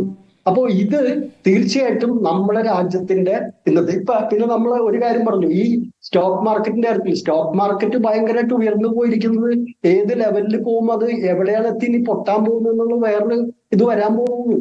അപ്പൊ ഇതൊക്കെ മോദി അദാനി നേരിട്ട് സ്റ്റോക്കിൽ നിക്ഷേപിക്കാൻ പറഞ്ഞ കഥകളൊക്കെ നമുക്ക് മറന്നുപോകാൻ പറ്റൂല. അപ്പൊ സ്റ്റോക്ക് മാർക്കറ്റായിട്ടുള്ള ഇവരുടെ റിലേഷനും ഇവരതിനെ എങ്ങനെയാണ് എക്സ്പ്ലോയിറ്റ് ചെയ്യുന്നതെന്ന്, എങ്ങനെ മാനിപ്പുലേറ്റ് ചെയ്യുന്നതിന്റെ വ്യക്തമായ കഥകൾ ഒരു കമ്പനി, അതൊരു അമേരിക്കയിൽ ഒരു കമ്പനി ആയിപ്പോയി, അവർക്ക് ഉടനെ തന്നെ ഇന്ത്യ അങ്ങ് തകർക്കണം. അവര് വിചാരിച്ച ഇന്ത്യ തകരില്ല, അവര് വിചാരിച്ച ഇന്ത്യൻ ഓഹരി വിപണിയും തകരില്ല. ഒരു സംശയ കാര്യത്തിൽ വേണ്ട. ഇതിനു മുമ്പ് പല സ്കാമുകളും ഇവിടെ ഉണ്ടായിട്ടുണ്ട്. അതൊക്കെ അതിജീവിച്ച് പോകുന്ന ഇത് സംഭവം തന്നെയാണ് ഇന്ത്യൻ സ്റ്റോക്ക് മാർക്കറ്റ് എന്ന് പറയുന്നത്. അപ്പൊ ഇന്ത്യൻ സ്റ്റോക്ക് മാർക്കറ്റിൽ ഇന്ത്യയിൽ ഒരു പ്രമുഖ കമ്പനിയിൽ ഇന്നിന്ന കാര്യങ്ങൾ അതിൽ സുതാര്യമായ അന്വേഷണം നടത്തി, സത്യസന്ധമായ അന്വേഷണം നടത്തി ഉത്തരവാദികളായ ആളുകളെ നിയമത്തിന്റെ മുമ്പിൽ കൊണ്ടുവരാൻ ശ്രമിക്കാതെ ന്യായീകരണങ്ങളാണ്. അദാനി എന്ന് പറഞ്ഞാൽ ഭയങ്കര ഇതാണ്, അദാനിനെ തൊടുന്നത് ഇന്ത്യക്കെതിരെയാണ്, ഇന്ത്യ ആക്രമിക്കുകയാണ് എന്നുള്ള രീതിയിലുള്ള വൈകാരികമായ വിശദീകരണവും തള്ളലുകളും ഒക്കെ എന്താണ് അതിന്റെ അടിസ്ഥാനം എന്ന് നമുക്ക് മനസ്സിലാവണില്ല. ഇവിടെ ഈ പ്രശ്നത്തിൽ ഇനി കേന്ദ്ര സർക്കാർ സ്വീകരിക്കേണ്ട നിലപാടെന്താ? ഒന്നുകിൽ മാധവിപുരി ഉടനെ തന്നെ രാജിവെച്ചൊഴിയണം. അവരൊരു റെഗുലേറ്ററാണ്, അവരുടെ വിശ്വാസ്യത ചോദ്യം ചെയ്യപ്പെട്ടിരിക്കുന്നു. നാഷണൽ സ്റ്റോക്ക് എക്സ്ചേഞ്ച് സ്കാമിൽ അവർ ചോദ്യം ചെയ്യുകയുണ്ടായി. പിന്നെ നേരത്തെ തന്നെ ഞാൻ പറഞ്ഞ ജേർണലിസ്റ്റ് ഫ്രറ്റേണിറ്റി ഉണ്ടെന്നൊരു കാര്യമാണ്. സെബിയുടെ ഏത് തീരുമാനങ്ങൾ എടുക്കുമ്പോഴും അതിന്റെ തലേന്ന് അല്ലെങ്കിൽ 2 ദിവസം മുമ്പ് അദാനി അവിടെ പോവുക, അദാനി ഇവരായിട്ട് കൺസൾട്ട് ചെയ്യുന്നുള്ളത് അത് ഹിൻഡൻബർഗ് പറഞ്ഞ കാര്യമല്ല. വേണമെങ്കിൽ പഠിച്ചു നോക്കുക, ഗൂഗിളിൽ അടിച്ചു നോക്കിയോ. ശരി, അഡ്വക്കേറ്റ് പി. കൃഷ്ണദാസ്, സുതാര്യതയാണല്ലോ നമുക്ക് ആവശ്യം. ചില പേരുകൾ ഞാൻ പറയാം. ഒന്ന് സുധീർ മാങ്കഡ്, രണ്ടാമത്തത് സിറിൽ ഷ്രോഫ്, ഈ രണ്ട് പേരുകൾ എങ്ങനെയാണ്, ഈ രണ്ട് പേരുകൾ ഈ സെബി ചെയർപേഴ്സണുമായി അദാനിയുമായൊക്കെ കണക്ട് ആവുന്നത് എങ്ങനെയാണെന്നും താങ്കൾ വിശദീകരിക്കണം. ഈ സുധീർ മങ്കഡ് എന്ന വ്യക്തി മോദി ഗുജറാത്ത് മുഖ്യമന്ത്രി ആയിരിക്കുമ്പോൾ ചീഫ് സെക്രട്ടറി ആയിരുന്ന ആളാണല്ലോ. മോദി പ്രധാനമന്ത്രിയായ സമയത്ത് റിസർവ് ബാങ്കിന്റെ സെൻട്രൽ ബോർഡിലേക്ക് കേന്ദ്ര സർക്കാർ നോമിനേറ്റ് ചെയ്യുന്നു. പ്രധാനമന്ത്രി തലവനായുള്ള കമ്മിറ്റിയാണ്. പ്രധാനമന്ത്രിയുടെ താല്പര്യത്തിൽ അദ്ദേഹം നിയമിതരാകുന്നു. ഈ സുധീർ മങ്കഡിന്റെ നിയമനത്തെ ചോദ്യം ചെയ്തുകൊണ്ട് 2016 തന്നെ ഗുജറാത്ത് ഹൈക്കോടതിയിൽ പൊതു താല്പര്യ ഹർജി വന്നിട്ടുണ്ട്. ഗുജറാത്തിലെ ഗിഫ്റ്റ് സിറ്റിയുമായി ബന്ധപ്പെട്ട സാമ്പത്തിക ക്രമക്കേടുകൾ സംബന്ധിച്ച കേസും ഇദ്ദേഹത്തിന്റെ പേരിലുണ്ട്. ഇനി ഈ സുധീർ മാങ്കഡും മാധവി പുരിയും തമ്മിൽ ബന്ധമുണ്ടോ എന്ന് ചോദിച്ചാൽ അവിടെ ഒരു ബന്ധമുണ്ട്. മാധവി പുരിയുടെ ഭർത്താവായ ധാവൽ ബുച്ചിന്റെ കസിനാണ് ഈ സുധീർ മാങ്കഡ്. അപ്പോൾ എങ്ങനെയൊക്കെയാണ് ഈ കണക്ഷൻ പോകുന്നത് നോക്കൂ. ഇനി സിറിൽ ഷ്രോഫ്, സെബിയുടെ കോർപ്പറേറ്റ് ഗവേണൻസ് കമ്മിറ്റിയിലെ 24 അംഗങ്ങളിൽ ഒരാൾ ഗൗതം അദാനിയുടെ മകനായ കരൺ അദാനിയുടെ ഭാര്യ പിതാവ് സിറിൽ ഷ്രോഫാണ്. ഇതെന്താണത്? ഒരു കുടുംബത്തിന്റെ പരിപാടിയാണോ? കുടുംബത്തിൻ്റെ പരിപാടിയും ഭരണവും നടത്തിയിരുന്നത് കോൺഗ്രസ്സുകാരുടെ ഭരണകാലഘട്ടത്തിൽ. ഇതിന് മറുപടി പറയുന്നേ. അല്ല, പറയട്ടെ, ഞാൻ പറയട്ടെ. കുടുംബ ഭരണം നടത്തിയിരുന്നതും കുടുംബ ഭരണത്തിൻ്റെ അടിസ്ഥാനത്തിൽ കാര്യങ്ങൾ നടത്തിയിരുന്നതൊക്കെ കോൺഗ്രസ്സുകാരുടെ ഭരണകാലഘട്ടത്തിലാണ്. കോൺഗ്രസിൻ്റെ പ്രതിനിധി BJPയെ കൂടി കൂട്ടിച്ചേർത്ത്, അദാനിയെ കൂടി കൂട്ടിച്ചേർത്ത് കുറച്ച് ആരോപണങ്ങൾ ഉന്നയിച്ചാൽ അതെല്ലാം BJP മറുപടി പറയുമെന്ന് വിചാരിച്ചിട്ടുണ്ടെങ്കിൽ മിസ്റ്റർ ജോർജ് ജോസഫ്, എനിക്കൊരൊറ്റ കാര്യമേ അങ്ങോട്ട് സൂചിപ്പിക്കാനുള്ളൂ. ഞാൻ പറയുന്ന മറുപടിയെല്ലാം അത് അദാനിക്ക് വേണ്ടിയാണ് എന്നങ്ങ് ധരിച്ചാൽ അങ്ങക്ക് തെറ്റി. ഞാൻ പറയുന്നത് BJPയുടെ അഭിപ്രായങ്ങളും BJP മുന്നോട്ട് വെക്കുന്ന ഞങ്ങളുടെ നിലപാടുകളും മാത്രമാണ്. അദാനിയെ സംബന്ധിക്കുന്ന കാര്യങ്ങൾ അദ്ദേഹം പറയും, സെബിയെ സംബന്ധിക്കുന്ന കാര്യങ്ങൾ അവരുമായി ബന്ധപ്പെട്ട ആളുകൾ പറയും. കോൺഗ്രസിൻ്റെ പ്രതിനിധി പറയുന്നത് അദാനിയെ കാണുമ്പോൾ BJPയുടെ പ്രധാനമന്ത്രിയെ സംബന്ധിച്ച് അദ്ദേഹത്തിന് എന്തോ സംഭവിച്ചിരിക്കുന്നു എന്നാണ്. അത് പഴയ കാലഘട്ടത്തിലെ കോൺഗ്രസിൻ്റെ പ്രധാനമന്ത്രിമാർ അവരുടെ മേലാളന്മാരായിരുന്ന ആളുകളോട് എങ്ങനെയാണ് പെരുമാറിയിരുന്നത്, അവരെങ്ങനെയാണ് ഇവരെ പ്രധാനമന്ത്രിമാരെ കണ്ടിരുന്നത് എന്നുള്ളത് നമ്മൾ കണ്ടിട്ടുള്ള ചരിത്രമാണല്ലോ. എങ്ങനെയാണ് അവരെല്ലാം, അവരുടെ നിലപാടുകൾ എന്തായിരുന്നു എന്നുള്ളത്. അതൊക്കെ അവിടെ നിൽക്കട്ടെ. അത് ഞാൻ ആരെയും വ്യക്തിഗത ചെയ്യാനോ ആരെങ്കിലുമായി ബന്ധപ്പെട്ട എന്തെങ്കിലും കാര്യങ്ങൾ പറയാനോ ഞാൻ ഉദ്ദേശിക്കുന്നില്ല. നമുക്ക് സത്യസന്ധമായി നമ്മുടെ ആത്മാർത്ഥമായിട്ടുള്ള നമ്മുടെ നിലപാടുകളുമായി ബന്ധപ്പെട്ടുകൊണ്ട്, നമ്മുടെ മാർക്കറ്റുമായി ബന്ധപ്പെട്ടുകൊണ്ടുള്ള കാര്യങ്ങളൊക്കെ പരിശോധിച്ചാൽ രാഷ്ട്രീയ ആരോപണങ്ങൾ അവിടെ നിൽക്കട്ടെ. സെബിയുമായി ബന്ധപ്പെട്ടൊരു ആരോപണം ഉണ്ടാകുന്നു. ഇന്നലെയല്ലേ ഒരു ആരോപണം പുറത്തു വന്നിട്ടുള്ളൂ. ഇതിനു മുൻപ് പുറത്തു വന്നുള്ള മാർച്ചിലെയും അതിനു മുൻപ് ജാനുവരിയിലുമെല്ലാം പുറത്തു വന്ന ആരോപണങ്ങൾ അത് അന്വേഷിച്ചപ്പോൾ ബഹുമാനപ്പെട്ട സുപ്രീം കോടതി അടക്കമുള്ള സംവിധാനങ്ങൾ ഇത് പരിശോധിച്ച് അതിൽ കഴമ്പില്ല എന്ന് കണ്ടെത്തി സെബിയെ തന്നെ വീണ്ടും ചുമതലപ്പെടുത്തി. സെബി ഹിൻഡൻബർഗിന് ഒരു നോട്ടീസ് കൊടുത്തിട്ടുണ്ടല്ലോ മിസ്റ്റർ ജോർജ് ജോസഫ്, അങ്ങ് കണ്ടിട്ടില്ലേ? അങ്ങക്ക് അറിയില്ലേ അതിനെ സംബന്ധിച്ച്? എന്തുകൊണ്ടാണ് അതിനെ സംബന്ധിച്ച് ഹിൻഡൻബർഗ് ഒരു മറുപടി പറയാത്തത്? ഹിൻഡൻബർഗ് സെബിയുടെ ചെയർപേഴ്സണെതിരെയാണ് ആരോപണം. ഞാൻ അത് മനസ്സിലാക്കിക്കൊണ്ടാണല്ലോ ഞാൻ പറയുന്നത്. ഞാൻ അതിനെക്കുറിച്ചല്ല, അത് മനസ്സിലാക്കാതെയാണ് ഞാൻ സംസാരിക്കുന്നതെന്നാണോ സ്മൃതി ധരിച്ചിരിക്കുന്നത്? സെബിയുടെ ചെയർപേഴ്സണെതിരെ ഒരു ആരോപണം ഉന്നയിക്കുമ്പോൾ അതിൻ്റെ കാരണം എന്താണെന്ന് കൂടി നമ്മൾ മനസ്സിലാക്കണ്ടേ? സെബി നേരത്തെ അന്വേഷണം നടത്തി. അത് ആരെക്കുറിച്ചുമാകട്ടെ, അദാനിയെക്കുറിച്ചാവട്ടെ, മറ്റൊരാളെക്കുറിച്ചാവട്ടെ, ഈ ചർച്ചയിലിരിക്കുന്ന ആളുകളെക്കുറിച്ചാവട്ടെ, ആരെക്കുറിച്ചുമാകട്ടെ, ഉയർന്നു വന്നിട്ടുള്ള ഒരു ആരോപണം അന്വേഷണം നടത്തി സെബി അതിൻ്റെ റിപ്പോർട്ട് സുപ്രീം കോടതിക്ക് കൈമാറി. അതല്ലെങ്കിൽ അത് പരിശോധിക്കപ്പെട്ടു. അതിനുശേഷം ശ്രീ ജോർജ് ജോസഫിനെ പോലുള്ള ആളുകൾ പറയുകയാണ് സുപ്രീം കോടതി എന്ത് പരിശോധിച്ചു, സുപ്രീം കോടതി അതിൽ എന്ത് കണ്ടെത്തി? ഒന്നും കണ്ടെത്തിയിട്ടില്ല. ഈ തരത്തിലാണോ നമ്മൾ നമ്മുടെ നീതിന്യായ സംവിധാനത്തിലെ പരിശോധനയ്ക്ക് ശേഷം ഉണ്ടായിട്ടുള്ള റിപ്പോർട്ടിനെ കാണേണ്ടത്? അങ്ങനെയാണോ അതിൻ്റെ വിവക്ഷ ഉണ്ടാകേണ്ടത്? ഇനി അതും നിൽക്കട്ടെ. ഇനി ഗുജറാത്തിലെ സംഭവത്തെക്കുറിച്ച് കൂട്ടിയിണക്കിക്കൊണ്ട് സ്മൃതി എന്നോടൊരു ചോദ്യം ചോദിച്ചല്ലോ. നമ്മുടെ രാജ്യത്ത് ഒരു ഭരണ സംവിധാനം ഉണ്ടായാലും ഇല്ലെങ്കിലും ആർക്ക് വേണമെങ്കിലും ജനാധിപത്യപരമായി ഏത് സംവിധാനത്തിൻ്റെയും ഭാഗമാകാമല്ലോ. അതാണല്ലോ നമ്മുടെ രാജ്യത്തിൻ്റെ ഏറ്റവും വലിയ സൗന്ദര്യമെന്ന് പറയുന്നത്. സെബിയിലേക്ക് എങ്ങനെ ഒരാൾ വന്നു? സ്വകാര്യ മേഖലയിൽ നിന്ന് വരുന്ന ആളുകൾ അടക്കമുള്ള ആളുകൾ, അവർ ബിസിനസ് ചെയ്യുന്ന സംവിധാനങ്ങളിൽ ഇരിക്കുന്ന ആളുകൾ, ആ തരത്തിൽ നിലനിൽക്കുന്ന സംവിധാനങ്ങൾ, ഇതെല്ലാം കൂടിച്ചേർന്നാണ് നമ്മുടെ ജനാധിപത്യ സംവിധാനം എന്ന് പറയുന്നത്. അതുമായി ബന്ധപ്പെട്ടുകൊണ്ടുള്ള സംവിധാനങ്ങളാണ് നമ്മുടെ രാജ്യത്ത് നിലനിൽക്കുന്നത്. ഒരാളുടെ ബന്ധുവാണ് എന്നുള്ളത് കൊണ്ട് നമ്മുടെ രാജ്യത്ത് ഒരു കാര്യത്തിൽ വരാൻ പാടില്ല, നിയമിക്കപ്പെടാൻ പാടില്ല, ഉണ്ടാകാൻ പാടില്ല എന്നൊക്കെ നമുക്ക് ശഠിക്കാൻ കഴിയുമോ? അതൊക്കെ ഒരു സംവിധാനത്തിൻ്റെ ഭാഗമാണ്, ഒരു നിലപാടിൻ്റെ ഭാഗമാണ്, അതല്ലെങ്കിൽ ഒരു സംവിധാനം മുന്നോട്ട് കൊണ്ടുപോകുന്നതിൻ്റെ ഭാഗമാണ്. അതിൽ വ്യക്തിപരമായോ അതിൽ ഏതെങ്കിലും രാഷ്ട്രീയപരമായോ നിലപാടുകളുണ്ട് എന്ന് വിശ്വസിക്കുന്ന ഒരാളല്ല ഞാൻ. മറ്റൊന്ന്, സെബിയെ സംബന്ധിച്ച്, നമ്മുടെ മാർക്കറ്റിലുള്ള ഇടപെടലുകളെ സംബന്ധിച്ച് ശ്രീ ജോർജ് ജോസഫിനെ പോലുള്ള ആളുകൾ, സാമ്പത്തിക വിദഗ്ധന്മാർ ഒരു കാര്യത്തെ കാണുമ്പോൾ അതിൻ്റെ രാഷ്ട്രീയത്തെ മാറ്റിവെച്ചുകൊണ്ട് അതിൻ്റെ വസ്തുതകളെക്കുറിച്ച് മാത്രം സംസാരിക്കണമെന്ന അഭിപ്രായമാണ് എനിക്കുള്ളത്. അതിൻ്റെ പ്രധാനപ്പെട്ട കാരണം, അമേരിക്കയിൽ ഇരിക്കുന്ന ഒരു സ്ഥാപനത്തിന് ഇന്ത്യയിലെ മാർക്കറ്റിൽ ഇടപെട്ടാൽ എന്താണ് അവർക്ക് ലാഭമുള്ള? മിസ്റ്റർ ജോർജ്, അവരുടെ ഏറ്റവും വലിയ ലാഭം എന്ന് പറയുന്നത് നമ്മുടെ രാജ്യത്ത് മാത്രമല്ല, അമേരിക്കയിലും ചൈനയിലും അടക്കമുള്ള സ്ഥാപനങ്ങളിൽ അവർ നടത്തുന്ന ഇടപെടലുകളിൽ ഉണ്ടാകുന്ന ഓഹരികളിലെ വിലയിടിവിൽ ഉണ്ടാകുന്ന ലാഭമാണ്. അവർ ഏത് കമ്പനിയുമായിട്ടാണോ ഇടപാട് നടത്തുന്നത് ആ കമ്പനിക്ക് കിട്ടുന്ന ലാഭമാണ് അവരുടെ ലാഭം. അതാണ് അവരുടെ ബിസിനസ്. അത് അവരുടെ ഏതെങ്കിലും തരത്തിലുള്ള സേവനമല്ല, അവരുടെ ബിസിനസ് അതാണ്. അപ്പം അങ്ങനെ ഇരിക്കുന്ന ഒരു സ്ഥാപനം നടത്തുന്ന ഒരു ആരോപണത്തെക്കുറിച്ച് നമ്മുടെ രാജ്യത്തിൻ്റെ കോടിക്കണക്കിന് ആളുകൾ വിശ്വസിക്കുന്ന, ഭരണ സംവിധാനം വിശ്വസിക്കുന്ന, നീതിന്യായ സംവിധാനം ക്ലീൻ ചിട്ട് നൽകിയിട്ടുള്ള, ക്ലീൻ ചിട്ടൊക്കെ അവിടെ നിൽക്കട്ടെ, ക്ലീൻ ചിട്ട് നൽകുകയോ ക്ലീൻ ചിട്ട് നൽകാതിരിക്കുകയോ ഒക്കെ ചെയ്യട്ടെ, നമ്മുടെ ഒരു നീതിന്യായ സംവിധാനം അന്വേഷണം നടത്തി അതിലൊരു റിപ്പോർട്ട് കൺസിഡർ ചെയ്തതിന് ശേഷം ആ നീതിന്യായ സംവിധാനത്തിൻ്റെ ഭാഗമായിട്ടുള്ള ഒരു റിപ്പോർട്ടിനെ തള്ളിക്കളഞ്ഞുകൊണ്ട് എവിടെയെങ്കിലും ഇരിക്കുന്ന ഒരു സ്വകാര്യ സ്ഥാപനം നടത്തുന്ന ഒരു വിളിച്ചു പറയലുകളെ, അതാണ് നമ്മുടെ രാജ്യം അനുസരിക്കേണ്ടത്. രേഖകളാണ് അഡ്വക്കേറ്റ് പി കൃഷ്ണദാസ് അതിന് മറുപടി. ഏത് കാലഘട്ടത്തിലെ രേഖയാണ്? താങ്കളൊന്ന് ക്ഷമയോടെ കേൾക്കൂ. ജൂൺ 2015 അദാനി സ്ഥാപനങ്ങളിലേക്ക് നിക്ഷേപിക്കുന്ന IP+ ഓഫ്ഷോർ ഫണ്ടിൽ ബൂച്ചിന്റെ നിക്ഷേപം വരുന്നു. 2017 ജൂൺ വരെ അദാനി എന്റർപ്രൈസസിന്റെ ഡയറക്ടർ അനിൽ അഹൂജി ആയിരുന്നു ഫണ്ടിന്റെ സ്ഥാപകനും സിഇഒയും. മാർച്ച് 2017 ജോയിന്റ് അക്കൗണ്ടിൽ നിന്നും ഭർത്താവിന്റെ പേരിലേക്ക് ആസ്തികൾ കൈമാറുകയാണ് ഇവർ. 2017 ഏപ്രിലിൽ സെബിയുടെ ബോർഡിൽ ചേരുന്നു.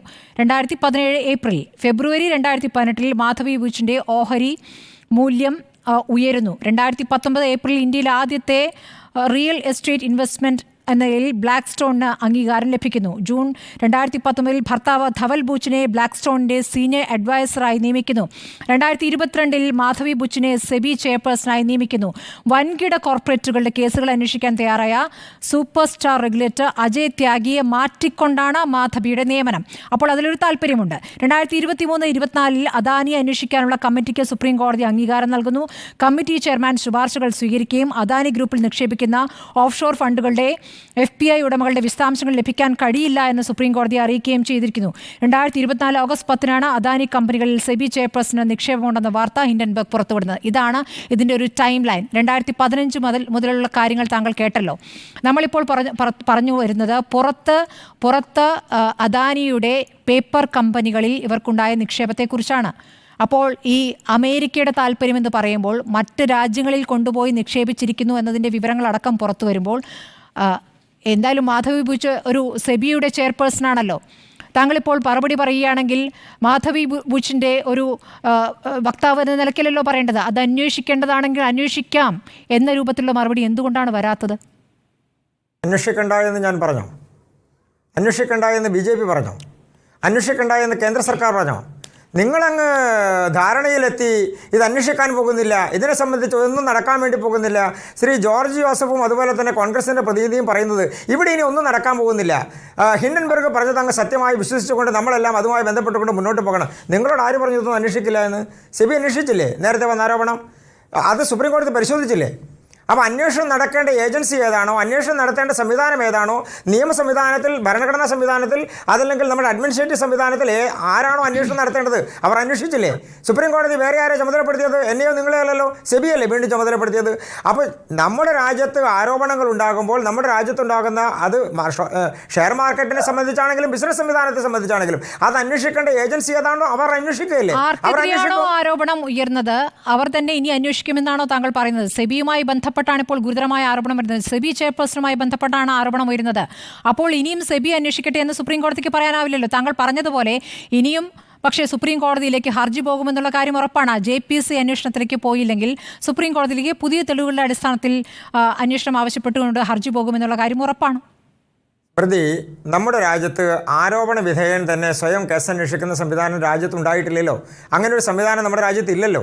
അപ്പോൾ പിന്നെ ഈ സെബിയുടെ അന്വേഷണത്തെക്കുറിച്ച് താങ്കൾ ആവർത്തിച്ച് പറയുന്നതുകൊണ്ടാണ് ഞാൻ ചോദിക്കുന്നത്. ഞാൻ സെബിയുടെ അന്വേഷണത്തെക്കുറിച്ച് പറഞ്ഞത് 2024 ജാനുവരി മാസത്തിലും 2024 മാർച്ച് മാസത്തിലും ഉണ്ടായ സംവിധാനങ്ങളെ സംബന്ധിച്ച് അന്വേഷണം നടത്തി സുപ്രീം കോടതിയല്ലേ അത് പരിശോധിച്ചത്. അങ്ങനെ പറയാവുന്ന കാര്യങ്ങളാണ് ഇപ്പോൾ പുറത്തു വന്നിരിക്കുന്നത്. ആയിക്കോട്ടെ, അന്നത്തെ കാര്യങ്ങളല്ലല്ലോ പുറത്തു വന്നത്. അതിന് 2015 മുതൽ അങ്ങനെയല്ല, നിങ്ങൾ തെറ്റിദ്ധരിപ്പിക്കല്ലേ, നിങ്ങൾ രണ്ടും കൂടി കൂട്ടിച്ചേർക്കല്ലേ. സെബി ഇപ്പോൾ പുറത്തു വന്നിരിക്കുന്ന ആരോപണത്തിലുള്ളത് സെബിയുടെ ചെയർപേഴ്സൺ ആ സ്ഥാനത്തോ അല്ലെങ്കിൽ അവരുടെ ഡയറക്ടറോ ആകുന്നതിന് മുൻപ് നടന്നിട്ടുള്ള ഇടപാടുകളുണ്ട് എന്നാണ് പറയുന്നത്. എങ്ങനെയാണ് വന്ന വഴിയും കൂടി ഞാൻ പറഞ്ഞല്ലോ. വന്ന വഴി കൂടി ഒന്ന് അന്വേഷിക്കുക. വന്ന വഴി നമ്മളാണോ തീരുമാനിക്കുന്നത്? അല്ലല്ലോ, നമ്മളല്ല തീരുമാനിക്കുന്നത്. തീരുമാനിച്ചവരെ കുറിച്ചാണ് ചോദ്യം. അങ്ങനെയല്ല, അങ്ങനെ ആരെങ്കിലും പ്രത്യേകമായ ഏതെങ്കിലും താല്പര്യം എടുത്തുകൊണ്ടാണോ തീരുമാനിച്ചിട്ടുള്ളത്? അതല്ലേ ഞാൻ നേരത്തെ പറഞ്ഞ പേര്? ഞാനോ സ്മൃതിയോ? സുധീർ മങ്കഡ്. ആരാണ് ഈ സുധീർ മങ്കഡ്? സുധീർ മങ്കഡിന്റെ താല്പര്യം എന്താണ്? സുധീർ മങ്കഡും മാധവി ഭൂഷൺ തമ്മിലുള്ള ബന്ധം എന്താണ്? പ്രതി, ഇതുമായി ബന്ധപ്പെട്ടുകൊണ്ട് ഞാൻ തിരിച്ചു ചോദിച്ചല്ലോ ഒരു ചോദ്യം. അതിനെന്താ നിങ്ങൾക്ക് ഉത്തരമില്ലാത്തത്? ഈ ചർച്ചയിലിരിക്കുന്ന മാന്യദേഹങ്ങൾക്ക് എന്താ ഉത്തരമില്ലാത്തത്? സെബി കൊടുത്തിട്ടുണ്ടല്ലോ ഹിൻഡൻബർഗിന് ഒരു നോട്ടീസ്. അതിലെന്തായിരുന്നു അവരുടെ മറുപടി? എന്തെങ്കിലും മറുപടി ഉണ്ടോ? അതുമായി ബന്ധപ്പെട്ടുകൊണ്ട് എന്താ അവരുടെ നിലപാട്? അതിലെന്തെങ്കിലും നിലപാടുണ്ടോ? നമ്മുടെ രാജ്യത്തിൻ്റെ സംവിധാനത്തിലേക്ക് കടന്നു കയറിക്കൊണ്ട് നമ്മുടെ രാജ്യത്തിൻ്റെ മാർക്കറ്റിനെ തകർക്കാൻ വേണ്ടി ശ്രമം നടത്തിയതിൽ, അവർ നടത്തിയിട്ടുള്ള കള്ളക്കളികളിൽ, അവരുടെ ബിസിനസ് വളർത്താൻ വേണ്ടി അവർ നടത്തുന്ന ശ്രമങ്ങളിൽ ഓഹരി നിക്ഷേപകരെയാണ്. ഓഹരി നിക്ഷേപകർക്കാണ് വ്യക്തമായ മറുപടി നൽകേണ്ടത്. ഇതിപ്പോൾ ആരോപണം എവിടെ നിന്നെങ്കിലും ഉയരട്ടെ, ആ ആരോപണം എന്ന് പറയുന്നത് വെറുതെ വായിൽ തോന്നി വിളിച്ചു പറയല്ല, രേഖകൾ സഹിതമാണ് അവർ പുറത്തുവിട്ടിരിക്കുന്ന വിവരങ്ങൾ. ആ രേഖകൾക്കാണ് കൃത്യമായ മറുപടി വേണ്ടത്. ഇപ്പോൾ അതാ സെബി നിഷേധിച്ചു എന്നുള്ള വാർത്ത വരുന്നുണ്ട്. സെബി ആരോപണങ്ങൾ നിഷേധിച്ചിരിക്കുന്നു. വെറുതെ നിഷേധിച്ചുകൊണ്ട് എന്ത് കാര്യം? മറുപടി പറയട്ടെ. ചെയർപേഴ്സണെതിരായ ആരോപണത്തിൽ ചെയർപേഴ്സൺ മൗനം പാലിക്കുകയുമാണ്. ഇങ്ങനെയല്ലല്ലോ മറുപടി. അങ്ങനെയല്ലല്ലോ, അതങ്ങനെയല്ലല്ലോ സാഹചര്യം. സ്മൃതി നേരത്തെ വായിച്ച ലിസ്റ്റുകളുണ്ടല്ലോ, ആ ലിസ്റ്റിനകത്ത് സ്മൃതി തന്നെ പരിശോധിക്ക്. അവർ സെബിയുടെ ഏതെങ്കിലും ഒരു ഭാരവാഹി ആയതിനു മുൻപുള്ള കാലഘട്ടത്തിലെ കാര്യങ്ങളെ കുറിച്ചല്ലേ പരാമർശിക്കുന്നത്. അവരെങ്ങനെ എതിരേക്ക് വന്നു എന്നത് കൂടിയും പിന്നീട് അദാനിയുമായി ബന്ധപ്പെട്ട ആരോപണങ്ങളിൽ അവർ മൗനം അവലംബിച്ചതും അടക്കമുള്ള വിവരങ്ങൾ കൂടിയുണ്ട്. അന്വേഷിക്കട്ടെ. അതെല്ലാം അന്വേഷിക്കും, സർക്കാർ അന്വേഷിക്കുമെന്ന് പറഞ്ഞാൽ മതി, അവിടെ മതി. ഇന്നലെയല്ലേ ഒരു ആരോപണം എയറിലേക്ക് വന്നിട്ടുള്ളത്? ശരി, അപ്പോൾ ആയിട്ടില്ലല്ലോ. അന്വേഷിക്കുമെന്നാണ് താങ്കൾ പറഞ്ഞതിന്റെ അർത്ഥം. എന്തിനാ തിരക്ക് കൂട്ടുന്നത്? ആവശ്യമില്ല. നമ്മുടെ രാജ്യത്ത് നിയമ സംവിധാനങ്ങൾ ഉണ്ടല്ലോ, അന്വേഷണം നടക്കാതെ പോകുമെന്നാണോ നാം ധരിക്കുന്നത്? അങ്ങനെ ധരിക്കണ്ട. ഇന്ത്യ ഭരിക്കുന്നത് BJP ആണെങ്കിൽ അന്വേഷണം നടക്കും, ഒരു സംശയ കാര്യത്തിനകത്തില്ല. BJP ഭരിക്കുന്ന സമയത്ത് തന്നെയാണ് മറ്റേ ആരോപണം, നേരത്തെ ഉള്ള ആരോപണം വന്നത്. അന്വേഷണം നടന്നില്ലേ? കോടതി പരിശോധിച്ചില്ലേ? അന്വേഷണം നടന്ന് കോടതി പരിശോധിച്ചില്ലേ? സെബിക്ക് വിട്ടു.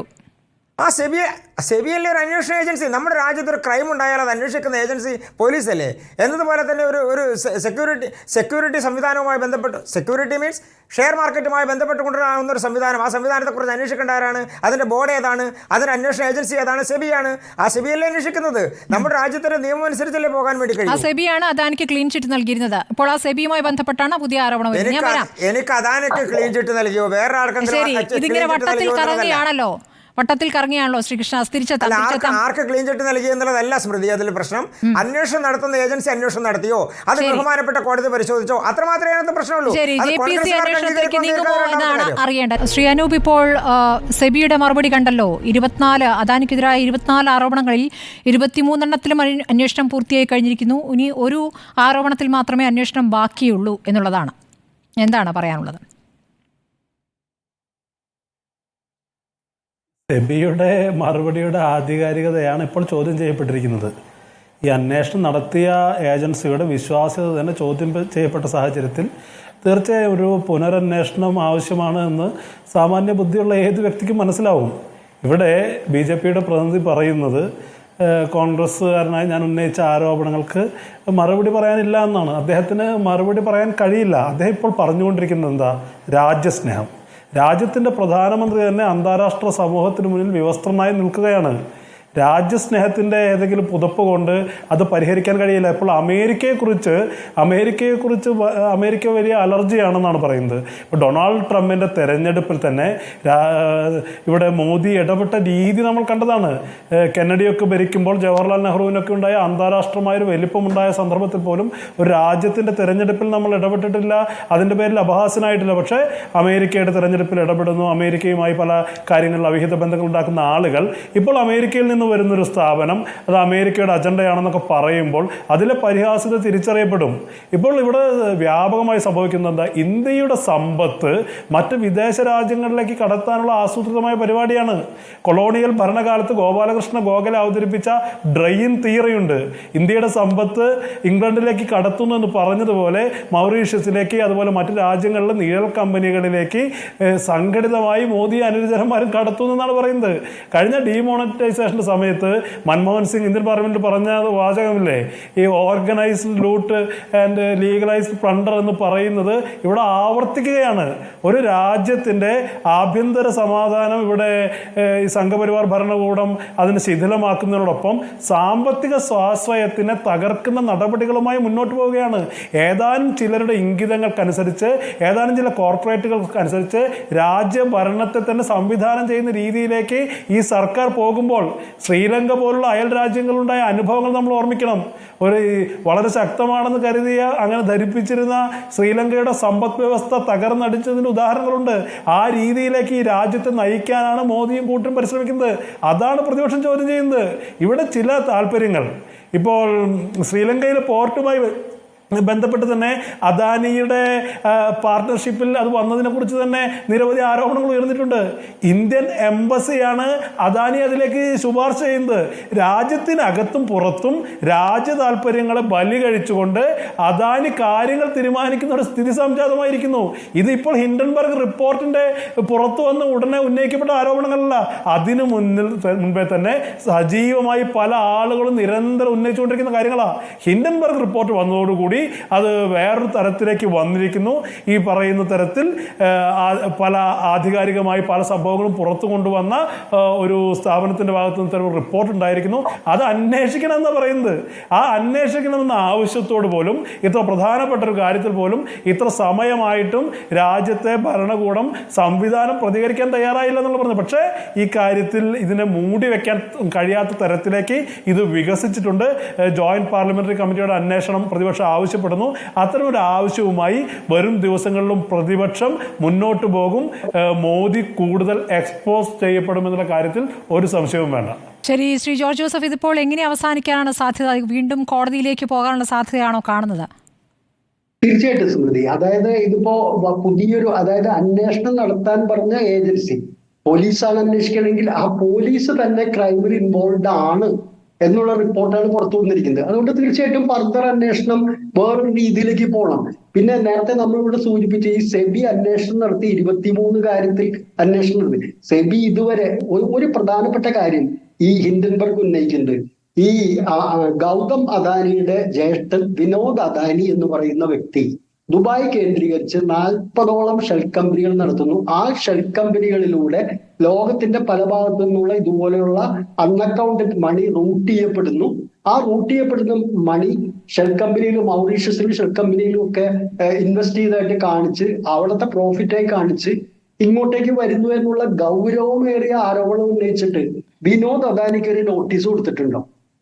വിനോദ് അദാനിയോട് എന്തെങ്കിലും ചോദിച്ചിട്ടുണ്ടോ? ആകെ ഗൗതം അദാനിക്ക്, അദാനി ഗ്രൂപ്പിന് നോട്ടീസ് നൽകി. അദാനി ഗ്രൂപ്പ് പറഞ്ഞു ഞങ്ങൾക്ക് ഇതൊന്നും അറിയില്ല, ഞങ്ങൾ ഇങ്ങനെയൊന്നും അല്ല, ഞങ്ങൾക്ക് ഒരു ബന്ധം, കഴിഞ്ഞു. അദാനിയോടുള്ള ചോദ്യങ്ങൾ കഴിഞ്ഞു. പിന്നെ ഏറ്റവും പ്രധാനപ്പെട്ട കാര്യം സ്മൃതി മനസ്സിലാക്കേണ്ടത്, ഇപ്പോഴും ഈ ആദ്യത്തെ ഹിൻഡൻബർഗ് റിപ്പോർട്ട് വന്നപ്പോഴും ഇപ്പോഴത്തെ റിപ്പോർട്ട് പറയുന്ന മറുപടി എന്താ? ഇന്ത്യയിൽ നിന്നും ഒരു വലിയ ശതകോടീശ്വരൻ കമ്പനി, മൾട്ടി ബില്യണയർ വരുന്നതിനെ തകർക്കാനുള്ള ശ്രമം, അത് വലിയൊരു അസൂയാണ്, ഇന്ത്യ വളരുന്നതിനുള്ള അസൂയാണ് എന്ന് പറയുന്നു. ആ പറയുന്ന പോയിന്റുകൾക്കല്ല മറുപടി പറയുന്നു. ഇപ്പോ മാധവി പുരി എന്താ പറയണ, വ്യക്തിഹത്യ ചെയ്യുന്നു. എന്ത് വ്യക്തിഹത്യ ചെയ്തിരിക്കുന്നത്? എന്ത് വ്യക്തിഹത്യയാണ് ഈ കേസില്? അവർ കൃത്യമായിട്ട് പറയണേ, എന്റെ ഭർത്താവ് ദവായ് ബുച്ചുമായിട്ട് ബന്ധപ്പെട്ടോ ഞാനുമായി ബന്ധപ്പെട്ടോ ഇങ്ങനെ ഒരു നിക്ഷേപമില്ല, ഇങ്ങനെ ഒരു കമ്പനിയുമായി ബന്ധമില്ല എന്നൊരു സ്റ്റേറ്റ്മെന്റ്, ഒറ്റ ഒരു സ്റ്റേറ്റ്മെന്റ് ഇറക്കാനുള്ള ചങ്കുറപ്പ് മാധവി പുരിക്ക് ഇല്ലാത്ത എന്താ? അത്ര ശക്തമായ എവിഡൻസ്, കൃത്യമായ കാര്യങ്ങൾ മുമ്പോട്ട് വെച്ചിരിക്കുന്നു. ഇനി മാധവി പുരി അങ്ങനെ നിഷേധിക്കാതിരിക്കുന്നതിന്റെ കാരണം എന്താ? അത് നിഷേധിച്ചിട്ടുണ്ടെങ്കിൽ അടുത്ത സാധനങ്ങൾ വേറെ വരും, പുറകെ വരും. അവർക്ക് കൃത്യമായിട്ട് അറിയാം. അപ്പോ മാധവി പുരി എന്ന് പറയുന്ന ആൾ ഉടൻ തന്നെ ഈ ഇന്ത്യയുടെ ഓഹരി വിപണിയുടെ ജനങ്ങളുടെ വിശ്വാസത വീണ്ടെടുക്കുന്നതിന് വേണ്ടി സ്ഥാനമൊഴിയേണ്ടതിരുന്നത്. ശരി, അഡ്വക്കേറ്റ് പി കൃഷ്ണദാസ്, അങ്ങനെ ഒരു തീരുമാനത്തിലേക്ക് പോകേണ്ടി വരില്ലേ? സെബി ചെയർപേഴ്സൺ സ്ഥാനത്ത് ഇനി മാധവി പുരിക്ക് തുടരാമോ? നമ്മുടെ രാജ്യത്തെ നിയമവിരുദ്ധമായ ഒരു സ്ഥാനത്തും ഒരാൾക്കും തുടരാൻ വേണ്ടി കഴിയില്ല. അത് ആരാണെങ്കിലും, അത് സെബിയുടെ ആളാണെങ്കിലും മറ്റേതെങ്കിലും ഒരാളാണെങ്കിലും തുടരാൻ കഴിയില്ല. അങ്ങനെ തുടരാൻ കഴിയുന്ന കാലം ഉണ്ടായിരുന്നു എന്ന് ആരെങ്കിലും ധരിച്ചാൽ അതുണ്ടായിട്ടുണ്ടാവാം, ഇല്ല എന്നല്ല, ഉണ്ടായിട്ടുണ്ടാവാം. അതുവരെ സംരക്ഷിക്കുന്ന ആളുകളും ഉണ്ടായിട്ടുണ്ടാവാം. എന്തായാലും BJP ഇന്ത്യ ഭരിക്കുമ്പോൾ അങ്ങനെ ആരെയെങ്കിലും സംരക്ഷിക്കാനോ അങ്ങനെ ആരെയെങ്കിലും നിലനിർത്താനോ ഈ സർക്കാരിന് ഒരു ഉദ്ദേശവുമില്ല എന്നുള്ളത് മാത്രമല്ല അങ്ങനെ നടക്കുന്ന കാര്യവുമില്ല. അങ്ങനെ ആർക്കെങ്കിലും അതിൽ വ്യാമോഹമുണ്ടെങ്കിൽ അതൊക്കെ കയ്യിൽ വെച്ചാൽ മതി. ആ ആരോപണങ്ങളൊക്കെ രാഷ്ട്രീയ ആരോപണങ്ങളായി കയ്യിൽ വെച്ചാൽ മതി. BJP ആണ് ഇന്ത്യ ഭരിക്കുന്നതെങ്കിൽ അതിൽ കൃത്യമായ അന്വേഷണം ഉണ്ടാകും. അത് ആരാണ് അതിൻ്റെ നടപടി നേരിടേണ്ടതെന്ന് വെച്ചാൽ അവർക്കെതിരെ നടപടി ഉണ്ടാകും. നമുക്ക് നോക്കാം. സെബി ചെയർപേഴ്സൺ രാജിവെക്കാത്തതെന്ത് എന്ന ചോദ്യം ഇപ്പോൾ രാഹുൽ ഗാന്ധി ഉന്നയിച്ചു കഴിഞ്ഞിരിക്കുന്നു. പ്രതിപക്ഷം JPC അന്വേഷണം ഒരുമിച്ച് തന്നെ ആവശ്യപ്പെടുകയാണ് ഇന്ത്യ മുന്നണി. നോക്കാം സർക്കാരിന് തീരുമാനം എന്താണെന്ന്. വളരെ നന്ദി VR Anoop, advocate P. Krishnadas, Shri George Joseph ചർച്ചയിൽ പങ്കെടുത്തതിന്.